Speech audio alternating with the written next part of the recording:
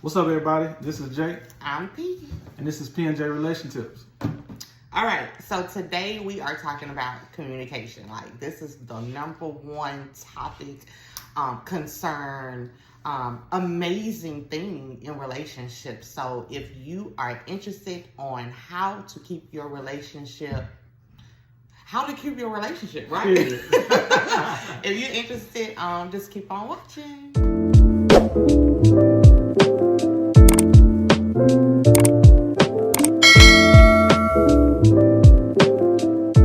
Guys, so these are some things that we have learned, we have witnessed, we have watched from afar that has caused many couples to have situations in their relationship arise from communication. Yeah. We want to give you guys some insight and some help that has helped us get to the point to where we're able to be some better communicators. Yes. The first thing that we want to talk about today will be listen to understand rather than listening to respond. So what are you saying? I am saying basically when you are having a communication issue or dialogue, and say Portia's talking to me, and in my back of my mind, I'm getting ready to light her up with something. So I'm like, yeah, whatever she's saying, but I got something good right here that I'm gonna come back with. I'm going to have a trump card that I'm going to put down. So that is one of the things. Which makes him not listen, right? Oh. Like when he comes to me with a problem and I'm just ready, in my mind, I'm listening, but I'm also thinking about what I'm going to respond with, or I've already thought about what I was going to respond with yesterday or the day before yesterday, before he even came to me, instead of just really hearing him out and listening to him. So that would be what? Step number one? Yeah. And communication, y'all, I don't want to specifically say that there are specific steps, because when communicating, a lot of times, often people put communication with just bad things like, oh, I need to really express myself, or I need to tell them about this problem. Communication can be just simply like as what you want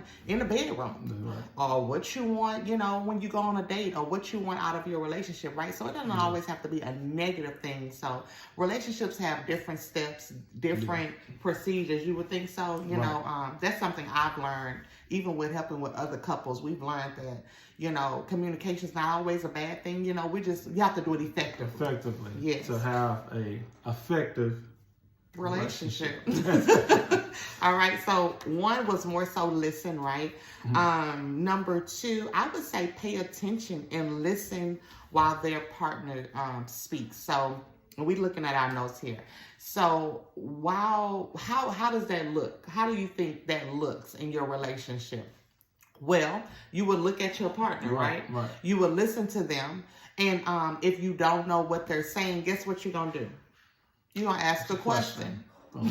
First part of what she said was what? Pay attention. Pay attention. It's hard to really have effective communication when you are looking down at your phone and trying to do something else, or you're playing your favorite game, you're playing Candy Crush, you're on the PS5, you're doing something you got the TV on, children may be running around.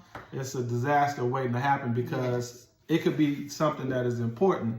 And so when you're not paying attention and you're not listening while your partner speaks, like in our case, there's been some times where she said, remember I told you? And I'd be like, nah. And she knows exactly when she told me. Exactly. But when I'm not paying attention, that causes what? A rift in communication. So that is something that paying attention and listening while your partner speaks. And then like she said, we can segue right into what?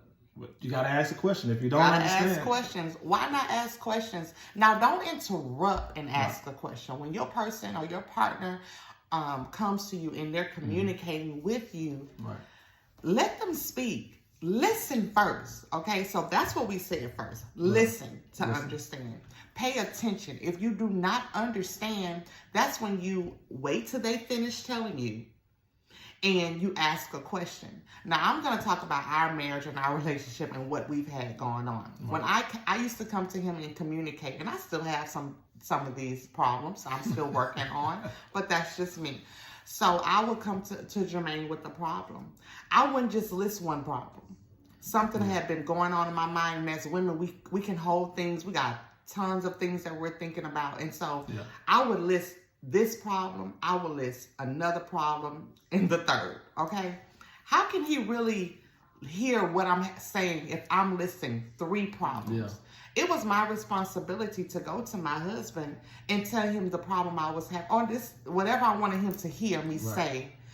Just that one, after that one comment or my one thought, I should have went to him with that one thought, that one comment, that, you know, whatever it is I'm trying to get him to hear me say, I should have went to him then. And so don't wait until you have all of these things you want to share. Share those things, you know, when it's going on. Or if you have to think about it or pray about it first, do that, you know. But don't put so much what I'm trying to say. Like emphasis. Yeah, on so many things. Just, you know, say what you have to say. So I would say ask questions, but don't interrupt by asking questions. Ask questions to be effective and to get an understanding. And another good thing that one day it just clicked to me, and this is while going to therapy, he said, what is it that you want me to hear you say? Y'all, that was a game changer in our relationship and in our marriage, because that was a question where if he said that, that would make me even respond totally different than just, you know, keep, you know, saying what I wanted to communicate, whether it is a complaint, you know. So me saying, well, Jermaine, what is it that you're trying to tell me? What is it that you want me to hear? Because I think as men, we are thinking from a cut and dry kind of trying to fix it. If this is what she said it is, and then we're going to burn the midnight oil to try to figure to get it right. And so, like she's saying, a lot of times when you hold those things in and then you kind of just unload it onto for the men per se, like in a marriage, it's kind of tough because they're already probably you know, thinking about certain things that they're providing, trying to get the kids here, they're trying to do this, they're trying to make her happy. And so when that question comes, it's kind of like to what, you know, you gotta, you know, keyword, dig deeper. You gotta dig deeper. Dig deeper. Ask those questions. Dig deeper. Don't stay surface level. Dig deeper. That was another problem we had earlier on in our marriage. We would just stay surface level. It was easier that way. We wouldn't argue as much. And arguments is not a bad thing to do. That could be a healthy tool in your relationship. It's just if you argue in a respectful manner, right? Some heated discussions. Yes, that's what we call it. What is the 4th thing, babe? Validate your partner's thoughts and feelings. We sometimes say feelings aren't facts, right? But they are valid. They're valid. How would you validate me if I came to you with a problem, Jermaine? I would think it would start with acknowledging, you know, what you have came to me with. A lot of times when you're thinking communication, we have learned to repeat that. So if she says, hey, you know, I don't like that you left your socks in the middle of the floor. And so rather than, like we said, you know, listening to respond and saying, I don't care what you think, what I would do, or try to do is, I would say, so you're saying that you just, you know, you want me to move them out of the way. You want me to try, you know, repeat it initially what she is saying. That way I'm hearing it. It's getting into my understanding. That way I can validate how you feel. And then from that point, I would ask, so how does that make you feel? There you go. How does that make you feel? That's how we know they're listening, right, ladies? That's how we know and we feel that they're listening. We feel that they want to understand why we're feeling this way, right? I love those questions. They make me feel wanted and valid. They make my feelings feel valid. I love questions because it lets me know that you do care and you have a concern.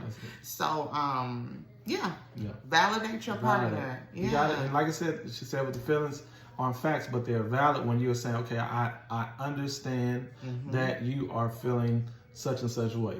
And so from there, when you think about that, what you want to do is you want to make sure that no matter what you're faced with, you are willing to validate it and make sure that you acknowledge it and know, okay, so I understand what she's coming from or where she's coming from, and I'm trying to make sure that I understand it. That way we can have some resolution. There you go. All right, tip number 5, or lesson that we have learned with communication. Is understand even when your partner has different opinions or perspectives. And what we mean by that is when y'all are agreeing to disagree.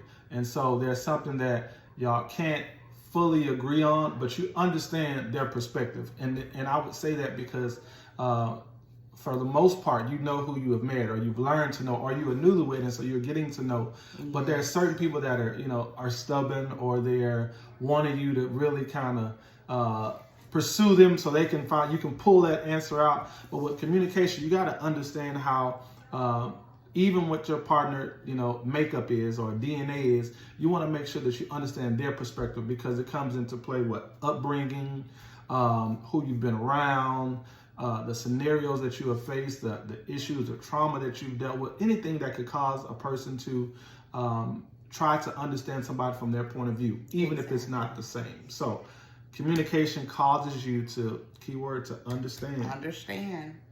And then not just perspectives, but you also said opinions. And so opinions, that can start a whole nother conversation or argument or heated discussion within the heated discussion, right? And so giving your opinions are important, because your opinion can also be like a feeling, right? And so they're important, they're valid. It's really how you give your opinion. Presentation. Yes, and like Jermaine just said, you have a different upbringing. Who taught you how to communicate? Right. These are questions that you have to ask your partner. I would say before getting married. Yeah. Sometimes you don't realize these things until you kind of get in it and get in the trenches, right? Job training. Exactly. So, who taught you how to communicate? How do you communicate? How did you communicate when you were growing up? What did you witness when you were growing up? So my opinions on how to handle something or how to communicate could be totally different from his. It was at one point where we'll be communicating and talking, and he would just walk out. Yeah. This is our young 20s now. This is storm out. I'm out of here. I'm going. Oh my gosh, y'all, that would infuriate me, because at this moment you walking out, so you don't even want to argue about it, let alone talk about it. And so when arguing and giving your opinions, we're talking about communication now. This could be two different types of two different wavelengths, because receiving and actually the one that's receiving or giving the information, it's two different ways of communication. Don't you think that? I agree. Yeah, and so how he has to have a listening ear to be able to listen to me. Right. So your listening and your communication have to be hand in hand. Right. And so when you are trying to understand, when you are trying to listen, when you are trying to get that just real dive deeper and get that real understanding, you have to be on one accord. You have to be a listening ear. Got to. Who am I? Let me say, because I didn't mean to cut you, but check this out. Because you'll never get to understanding if you don't listen. If you don't, if you just say, if you don't pay attention, you'll never get to that end result of say, okay, I understand.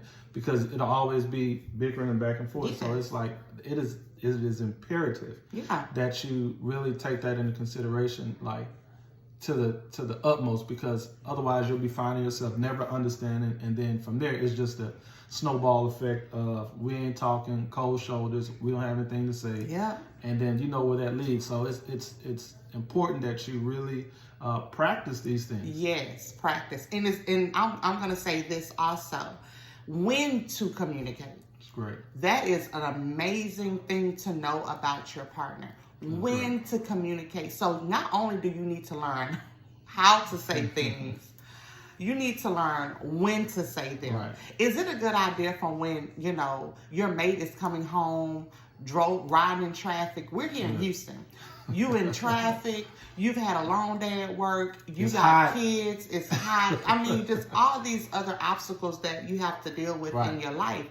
When they come through the door, is it a good idea to really communicate?